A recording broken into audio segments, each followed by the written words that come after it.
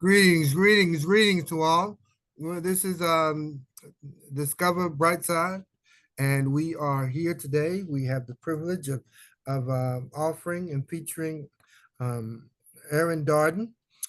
She is Esquire, founder of EQ for Love, a certified emotional intelligence coach and attorney. And we have the privilege of letting her present. And we are thankful, and we are discussing emotional intelligence. And with that being said, please welcome Erin Darden. Thank you, Erin, for being with us. Thank All you right. so much for having me. You guys ready? Yeah, we're Okay. ready. So I was talking to Marcus, and he was telling me that he had a good day. He had closed on a deal at work that he had been chasing for months. Now, he said this was the kind of deal that gets you handshakes from the bosses and respect from the team. He even grabbed takeout for dinner on the way home, trying to be thoughtful. But when he walked through the door, he could feel it, the energy. His wife barely looked up from the couch. The kids were loud, the dishes weren't done. And the moment he sat down, she started. You didn't even ask me how my day was. I've been in here all day with the kids. I'm drowning. You don't talk to me. I feel disconnected. I feel like I'm married to a wall. Marcus didn't yell. He didn't roll his eyes. He didn't say much of anything. He just sat there. He nodded a little and waited for it to pass like he always does because in his mind, he was doing everything right.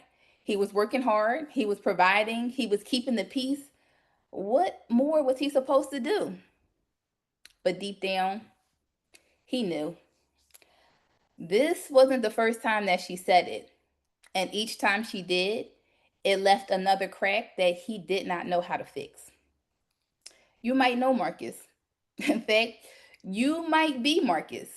You're not as emotionally available as your woman or your kids need you to be. And it's not because you don't care, it's because nobody ever taught you how to show up in that way. You were taught to suppress your emotions, to stay strong, to handle it alone. You don't just struggle to express yourself, you don't know how to respond to other people either. And you don't want to seem weak. You don't want to lose her respect. But listen, you're not cold, you're conditioned.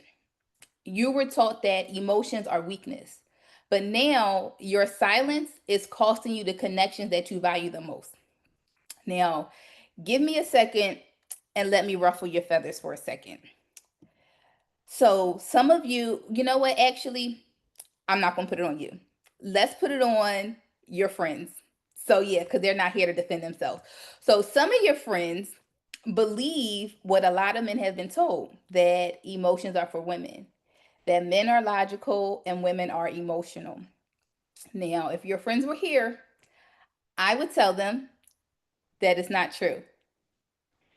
I would tell them that that's not science, that's social conditioning. So let's talk facts for a second.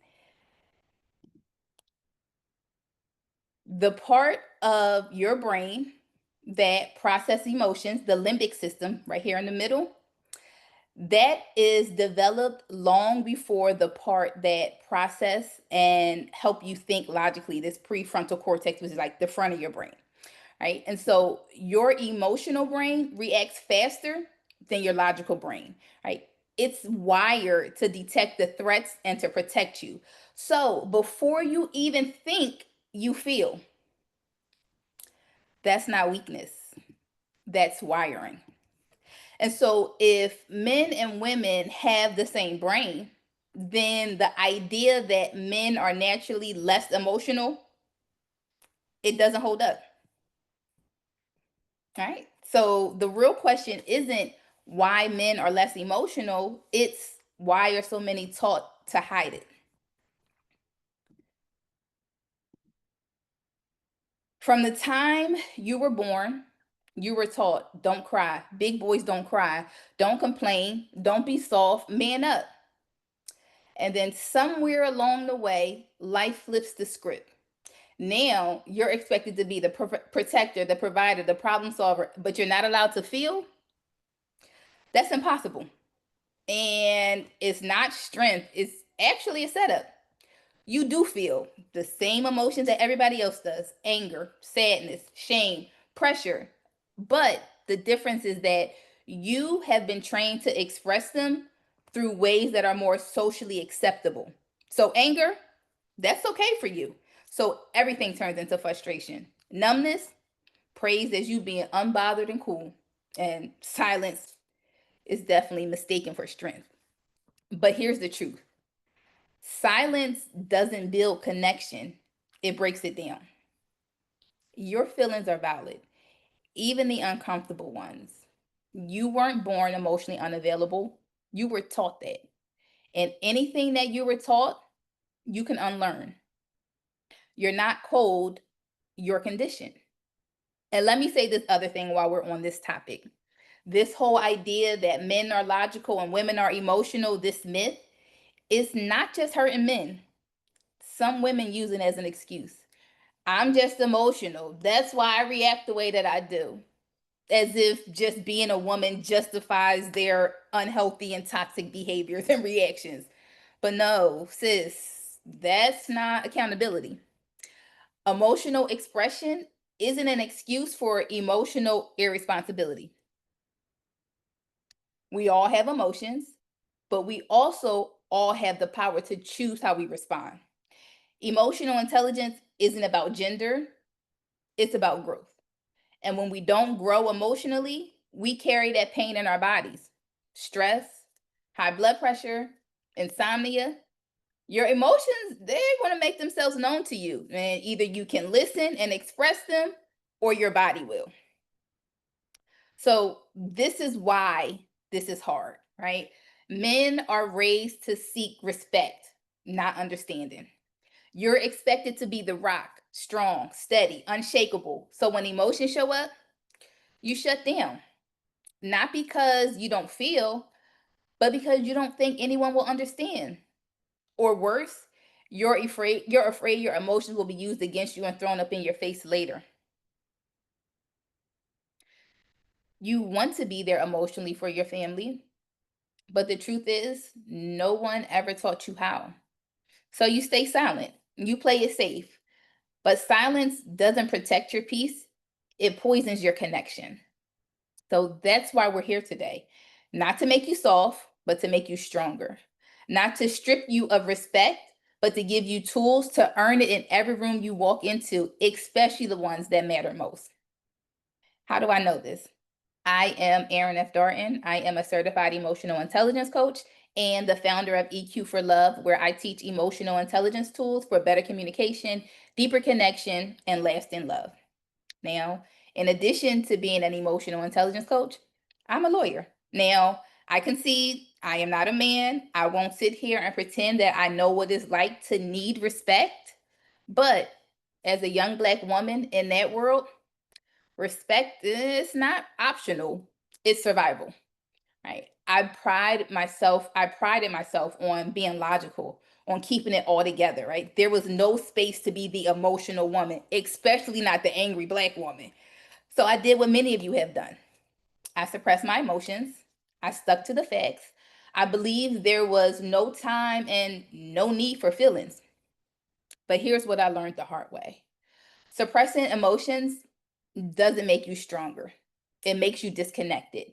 Disconnected from your needs, disconnected from your people, and disconnected from yourself. And I learned that suppressing them doesn't make them go away. They just resurface in other ways, like shutting down, the silent treatment, or frustration. I realized that in avoiding my emotions, I was robbing myself of clarity, of direction, of connection. Right? Emotions, they aren't weakness, they're data. And emotional intelligence, that's the strategy. Now, emotional intelligence is not therapy. It's not about being soft. It's about learning how to recognize, regulate, and respond to emotions in ways that serve you, right? Emotions, they have function. Fear protects, anger alerts, sadness signals loss, and joy connects, right? And so when you suppress emotions, you suppress the message and you miss out on the opportunity to respond with intention. Emotional intelligence gives you that awareness. It helps you pause, assess, and choose your next move instead of reacting or retreating. Right? So emotional intelligence is not about being emotional. It doesn't have to be this dramatic thing that lasts a long time. Emotional intelligence is about being strategic. It's the ability to recognize, to understand, and manage your own emotions and the emotions of others. And it matters a lot. So much so, right? The Harvard Business Review says emotional intelligence accounts for 58% of performance in all types of jobs. 90% of top performers have high emotional intelligence. How about this? People with high emotional intelligence earn almost $30,000 more on average per year. And in relationships, couples with high emotional intelligence are more likely to feel understood, resolve conflict faster, and they report higher satisfaction. So this isn't fluff. These are facts. And emotional intelligence is the secret to building trust and respect at home, in business, and in every other area of your life. Now, at home, emotional intelligence helps you to stop shutting down and to start showing up. It helps you to listen without trying to fix it, which dismisses how your partner feels if you didn't know. And it helps you to speak without escalating. It helps you communicate more effectively. More importantly, it helps your partner feel seen, heard, and understood.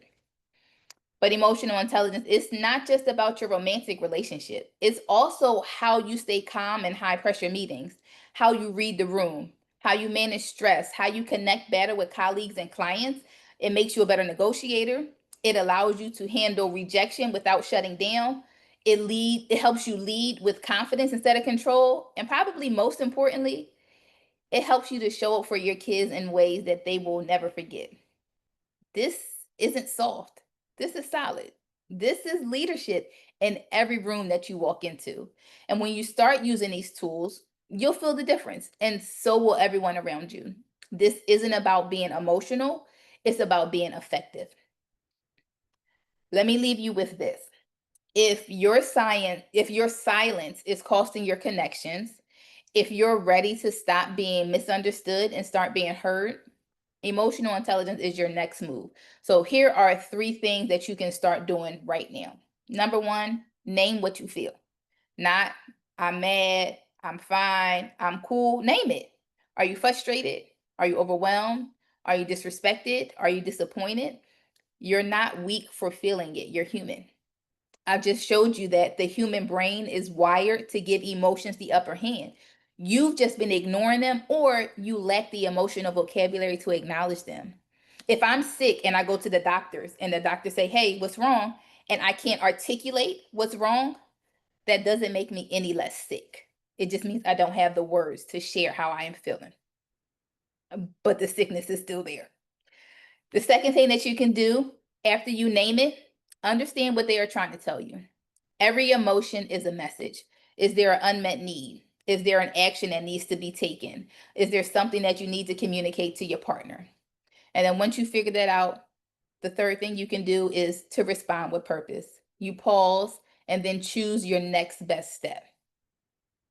I remember I worked with this man, and when I say worked with him, I mean his wife was the client, and in the beginning, he refused to come and talk to me like most men do, but it's okay because eventually he came around and we had a conversation. So let's call him Jason. I had a conversation with Jason, and he said, I do everything I'm supposed to do. I provide, I protect, but she still says she doesn't feel connected to me. I asked him a simple question. When was the last time you actually told her how you feel? He got quiet. Not because he didn't have feelings, but because he didn't have the words for them. And he said, she knows I love her. I just been going through a lot. So I asked, have you told her that? And his response was, she wouldn't understand. Here's what I told him. You have to give your partner the opportunity to be who you need her to be. You wouldn't like it if she asked another man for money to cover an unexpected expense, right? Because as her man, that's your job. Well, just like that's your role, she believes it's her role to support you emotionally, but you have to give her that chance. Now, I just so happen to have been working with his wife too, so I knew that she was a safe space for him. She just wanted to support him and be his cheerleader, but she didn't know how because he never let her in. Now, I want to pause for a second and say this clearly. I understand that not everyone has a safe space like that. And just know I do wish that kind of healthy partnership for all of you. Okay. Back to Jason. So I asked him again, when was the last time you actually told her that you were going through a lot or shared what you were dealing with? And he said no one had ever told him how. So we started simple, just learning how to name the emotions: frustrated, disappointed, disrespected, left out, overwhelmed. He realized that he wasn't the problem, he was just emotionally under equipped. A few weeks later, he came back and said, I didn't know how badly I needed this, right? My girl changed. She noticed the change before I even said anything. And she finally said she feels like she can talk to me, right? Now, that is the power of emotional intelligence. It doesn't make you soft, it makes you available. And that availability, it builds trust, it builds peace, it builds connection. I want you to ask yourself these questions. What would your relationship look like if your partner didn't have to guess how you feel?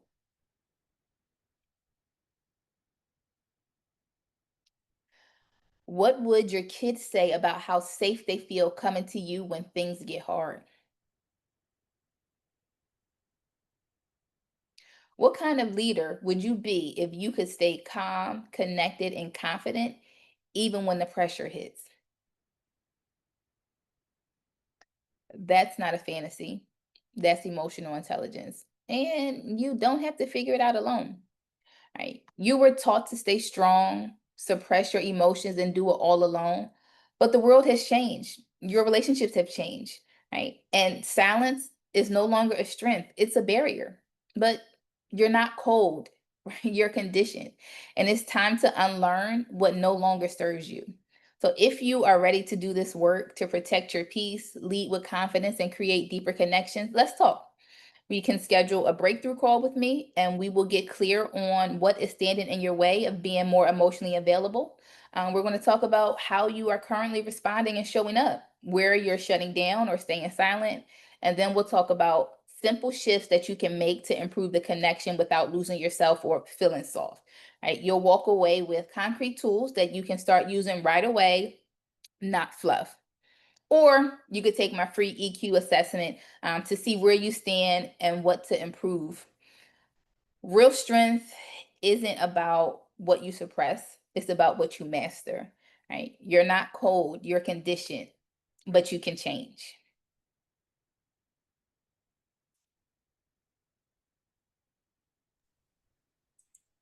All right. Well, thank you so much there, Eric, Erin. I mean, amazing. How amazing that was. I mean, so, and this is going to yield to greater questions. Hmm. Uh, at the end of the day, Hmm. I mean, you've given us some interesting tools, how we can manage our emotional states more readily. Hmm. And you painted some very interesting conditions and circumstances. I thought it was very curious. However, um, at the end of the day, Hmm. managing our emotions, of course, and that's what you presented us with, and I thought that was pretty grand. And so, and these are elements, of course, you more were, of course, more personal, but in a professional manner, things change a little bit. Typically, as it were, we don't take our personal circumstances to work with us, but let's deal with what you presented us with in solutions, in that way. At the end of it, we take off the armor. We Hmm. take off the armor. And then we take off our gloves, and then we take off the brakes. Now this is the thing that might have a problem for many men. We live by our brakes. Our brakes can have us. That's what gives us control. We need the control that we can break when we need to. So you're telling us that we should not break, and big deal, big deal, big deal, because in that regard, I understand and agree with you completely. So I guess what's the way to go with this? I Um, have I have a question for the men that are on the call. sure. Tell. I'm gonna try to respond. What did it mean being a man in your household growing up? Like, what were you taught about what it looks like to be a man? I Yes, don't know. I don't Richard know put what you his mean hand by up. that. I mean, Yeah. responsibility. It produced a sense of responsibility. Okay. I mean, you have. I mean, even from my standpoint as a child, when I grew up with I had mother and father. Hmm. My father made it clear to us that all of us, that we had responsibilities, Hmm. and you did not avoid your responsibilities, um, whether you liked it or not. Hmm. It was something that you were supposed to do, so you had to do it, unless there was some real reason why you did it. And so, so as I recall, the most important aspect was, from boy to man, Hmm. was the responsibility, do what you're told, obey the laws, and follow through. You don't start something and not finish. Principles. So if you're gonna start it, you finish. You finish. And if you don't finish and you don't have a reason why you finished, then you got work to do. Hmm. You got work to do. I mean, something simple, cutting the grass. If you started cutting the grass and it started to rain, got a good reason why you didn't finish. Got a good reason why you didn't finish. But when it stops raining, you got to finish your job. Got to Hmm. finish your job. So in that regard, responsibility.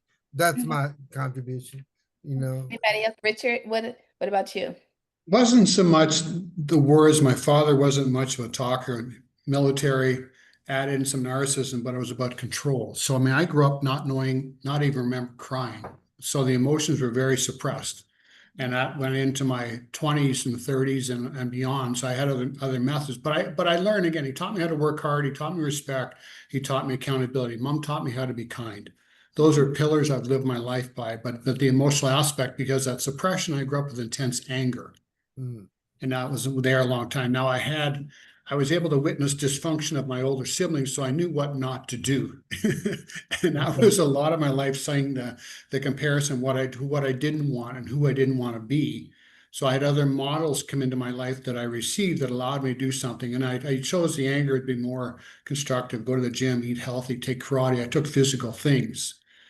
So my exterior world was great. No one knew what was seething underneath. That came out in my 50s, and I'll explain more of that tonight when I'm talking. But again, I learned the responsibility, like Elton said, and things like that. But again, the emotions were shut down very, very early in my life. So I was the workhorse. We had a farm. I was the guy that was doing all the work, and my dad was the overlord. Right. Yeah, Yeah. that makes Yeah. sense. Okay. Anybody else? Very similar to what Richard described. He didn't teach much. It was expected that we would learn by example. I mean, he had some rules and laws, but not a whole lot of emotional connection whatsoever. Yeah, bottle it up. So. And I think that is actually one of the things that makes relationships more difficult now. Because I think there was a time where that was sufficient, but relationships are changing now. Dynamics are changing, and people want more than just somebody that can provide, right? We want somebody that can at least validate how we are feeling. But if you've never been given the space and the grace to explore your own, I can't expect you to hold space for mine. So I think it is something that is presenting a challenge nowadays in relationships. My next question is: was there ever a time when avoiding emotions or shutting down cost you something important?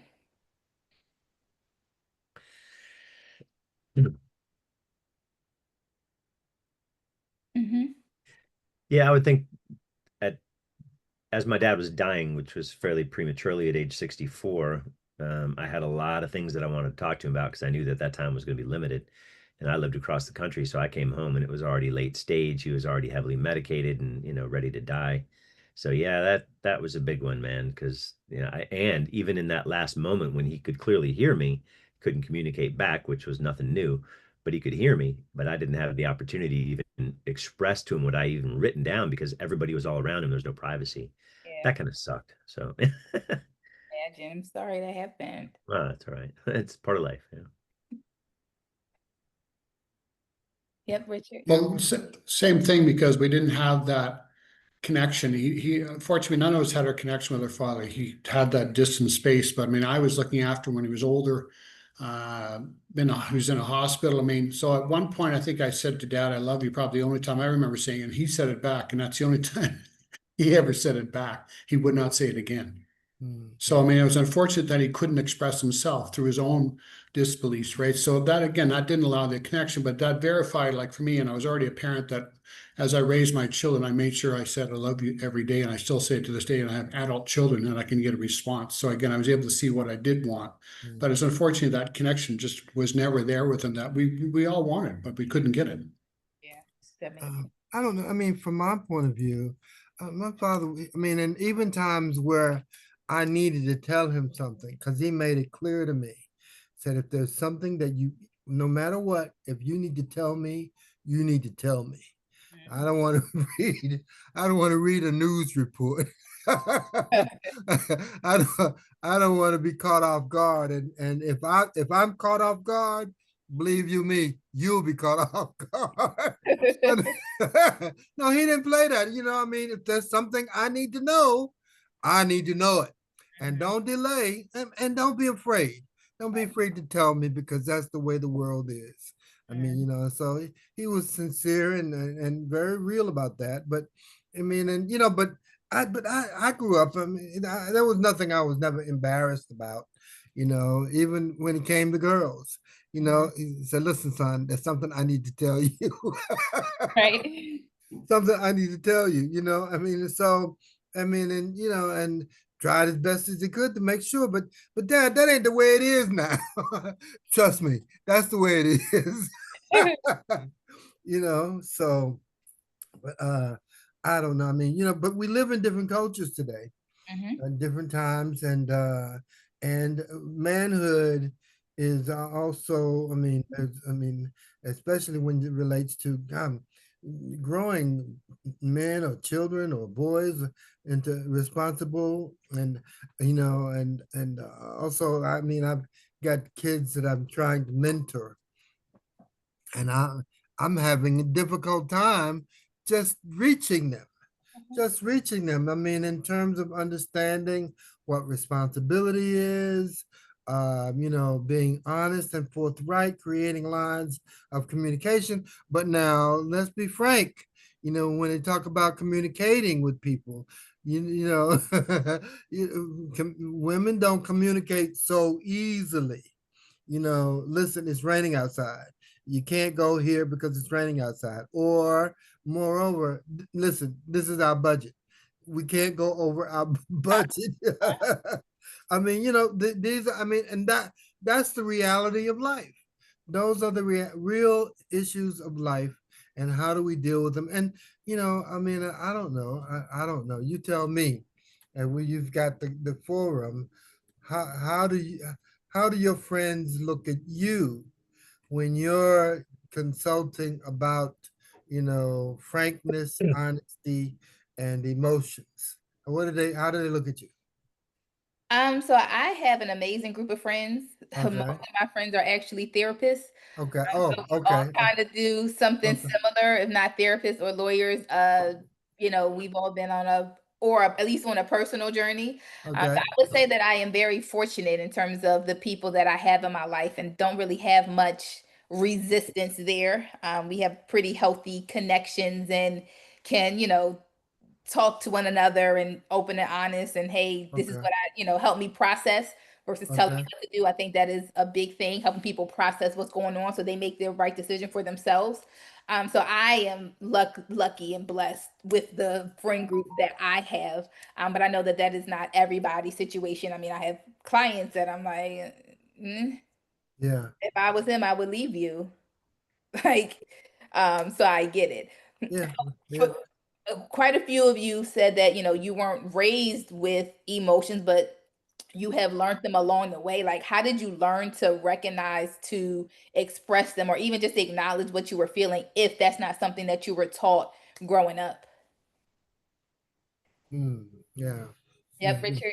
So Mine came after a life event. I've had multiple life events in the sense of people dying. My mom died when I was young, and brother committed suicide. But when the big three of the 11 was my wife in 2013. So suddenly she went with a brain aneurysm, and again we got the diagnosis. We had her removed from life support. Suddenly I'm a widow with 2 kids. And I had just discovered EFT, emotional freedom techniques. So I had done a little bit, and I knew unconsciously I needed self-care.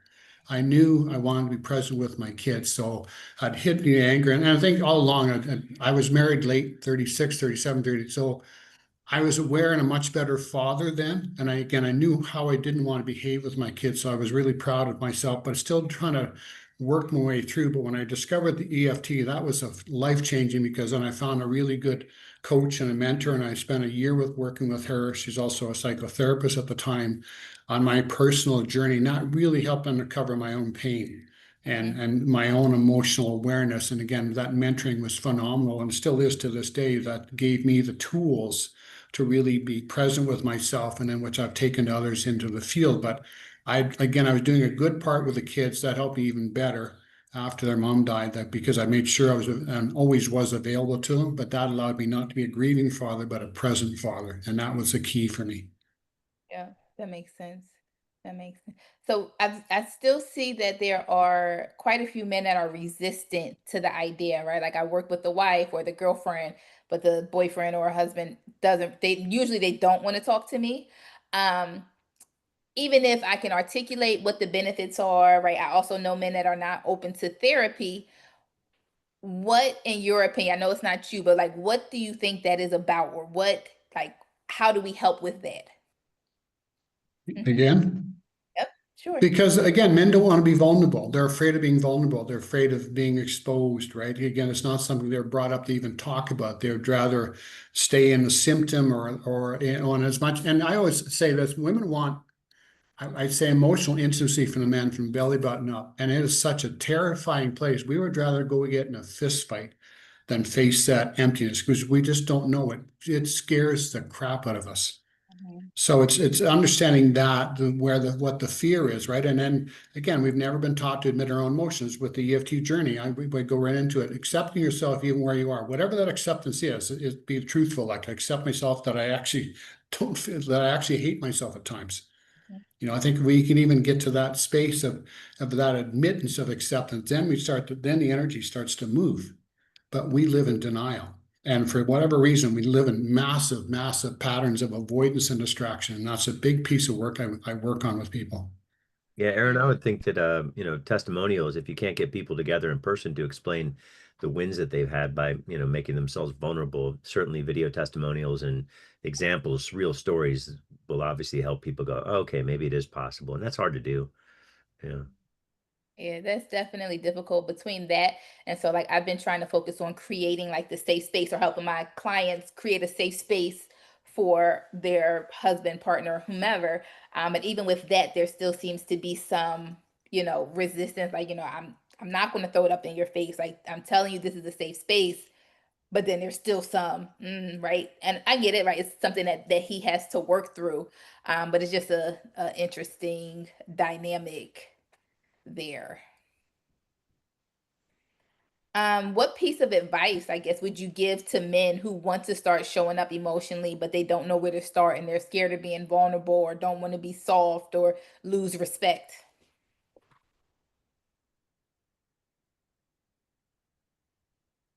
Yeah, I think one-on-ones, I think the group setting has got to be hard for a lot of men to admit this stuff in front of their spouse or anyone, frankly. So I think one-on-one is that safe space is critical. And I don't know how you reach them with that. You're very good, but I don't know how you would do that. And I think, maybe your background as a lawyer might be a way that, you can reach them on a level that's a bit more tangible. Lawyers, they kind of know what lawyers do. I'm curious how you practice law. Actually, the work that you do sounds very different.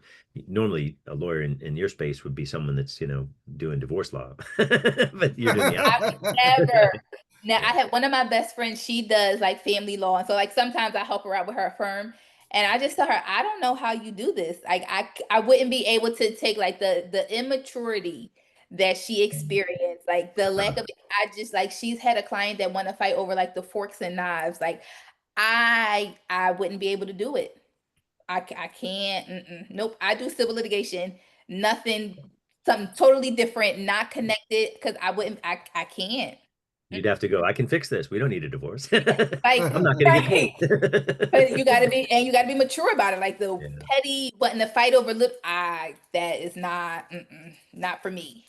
But, but I think we're going into new areas of culture and development, as it were, men and women. We have to explore the security in our personalities about being able to tell people, even though it goes against the grain, or even being a little more emotionally available. I'm not feeling that, honestly, or yeah, because it doesn't, I don't think it jeopardizes who we are, because especially if you don't feel a certain way, you don't feel a certain way, I mean, and if you do, then you do, so but the security of who we are as people is not a question of being right or wrong. It's just a question of this is how I feel. Yep. This is how I feel, and the more both men and women can do that, oh man, better off we are in a great way. Richard had a question. Richard?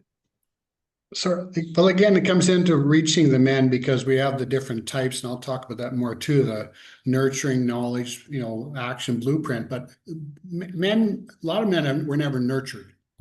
So it becomes foreign, or it was used as a weapon, depending on, the parenting, passive aggressive and narcissistic, right? So the nurturing is a fearful place. So maybe they want more knowledge. Like you gave some excellent practical tools here.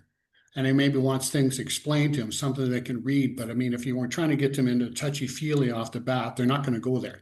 Right. They want to digest it. They want to feel safe with it. They want to understand it. So maybe just some information they can read through. And then again, the feathering like sort of like a dog that has been treated well. They're going to go into it like a military sense, and they want to just feel safe with that. Here's a process. And then from there, let them feel their way along. And then the partner has to hold their space from that. Then my first wife and I didn't have that faith, that strength, that dialogue, in there but my second wife, which years later, she's held space, said, you have to stay in this conversation, because that wasn't where I was never allowed to be. And that allowed us to have dialogue. And then from there, the work is where you become the observer in the dialogue, where you're not being pulled in all these directions. You're actually staying really present and say, okay, this is needed, and I'm going to stay here to have this conversation. But it's going to take time for them to trust themselves and trust whoever is holding space for them. Now, one thing I like to mention is that different cultures, we're going to have different variables as it relates to that, and how people solve problems. Like, like I never heard my mother or father argue, but in the late hours of the night and the early mornings, they would have intense conversations. Intense conversations, but I was supposedly asleep. But yet, and I know both were very strong-willed personalities, and they talked, and they found a diplomatic way, a democratic way to solve problems. So I mean, we live in a culture where both those dynamics, cultures are going to be different in how they solve problems, and people find solutions to resolving things. And so, as it were, even if it changes the culture about being more emotionally available or that kind of thing, okay, how do we solve the problems?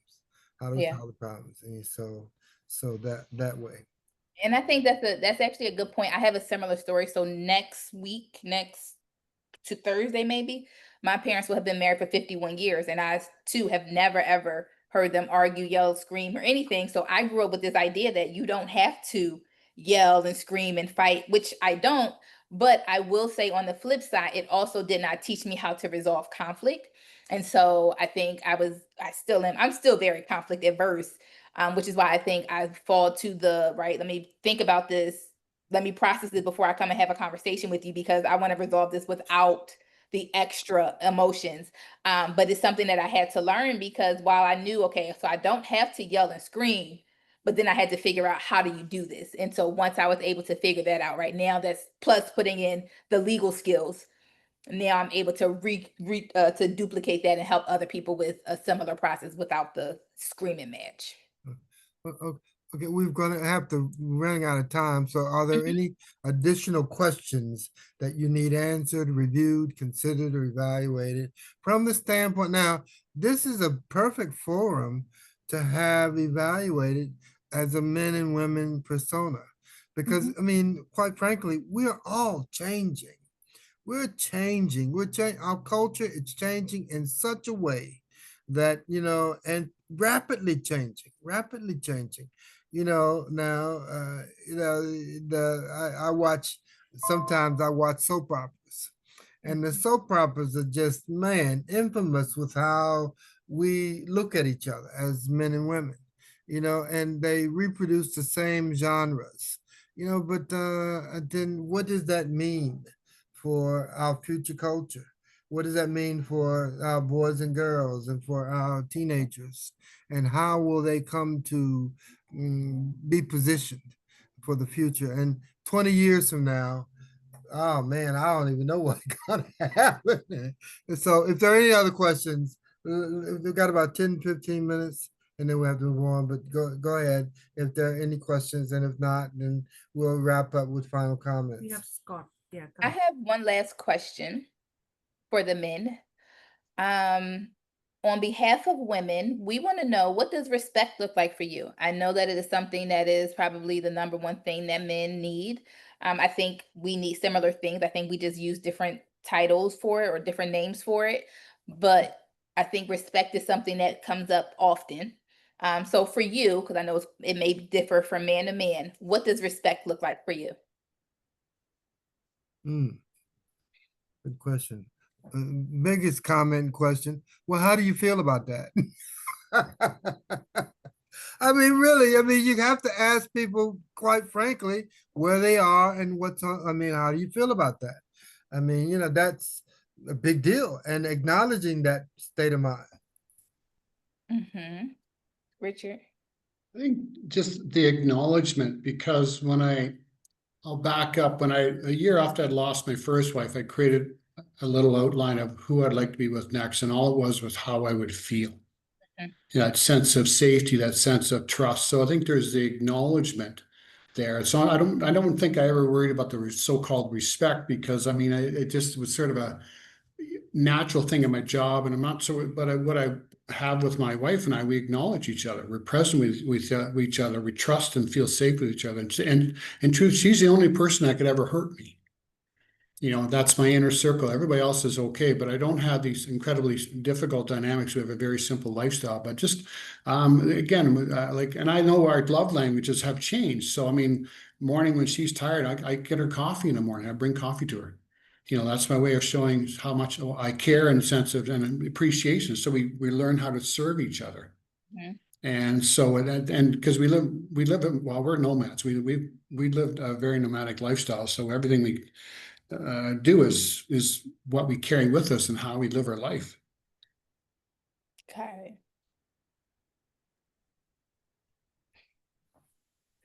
Respect's a tough one. I think it boils down a lot to faith as well. And decision making is life is fast, man, and it's complex, and there's not a whole lot of time to talk about why. And that seems to be an issue. I know it's very personal, but I don't seek respect. I just want to see that you've got faith that what I'm doing is right for the family. It may take longer than you thought, but that's a tricky one, because people have expectations that are long set before you met them on what life is going to be like at a certain time. And when it's not that, boy, that comes with a lot of baggage. That's a good point. And you also make the point with that respect, there's security. As men, we have the responsibility of security and protection. And sometimes, respect does not fall into the picture.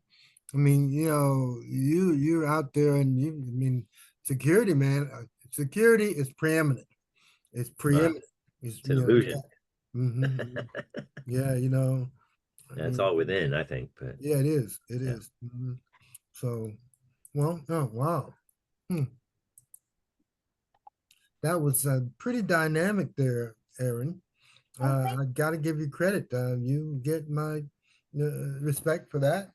Maybe it's as Scott saying, maybe it's the lawyer in you. In that case, yeah, it might be better off that you in family might do family law. I mean, Thank you. yeah, but anyway, I hope that you enjoyed the prospect here, and what it means and what it could entertain.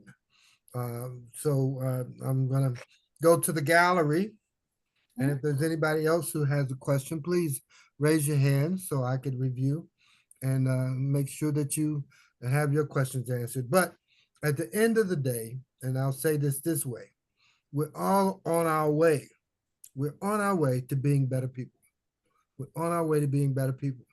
And, I don't know how long it's going to take to get there, but it may be shorter than you think.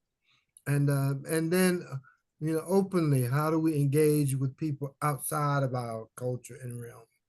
I mean, like men and women. If you look at a country like Italy, men and women, they totally different engagements. Also, Latino, totally different engagements. In that regard, I mean, in Europe, it's a wholly different engagement. But at the end of the day, and also Asia, at the end of the day, men still have responsibilities and women still have responsibilities, and women can do certain things better than men can, and men can do certain things better than women can. So we all have our responsibilities and engagement prospects. So Erin, if you'd wrap us up, and we have a fantastic speaker, Scott, coming up next. So I'm going to spotlight you for everyone if you want to wrap us up, and then we'll bring Scott on. Thank you. So I don't know, how do you want me to wrap us up? Thanks for everybody for joining in. I hope that you enjoyed the conversation, and remember that emotions are not weakness. They are messengers. They are there to tell you something. So don't suppress them. Otherwise, you are missing out on information that you need to live a healthier lifestyle and to have healthier relationships. Sounds good. Very Okay. well done. Yeah. All right. Thank you. Stop.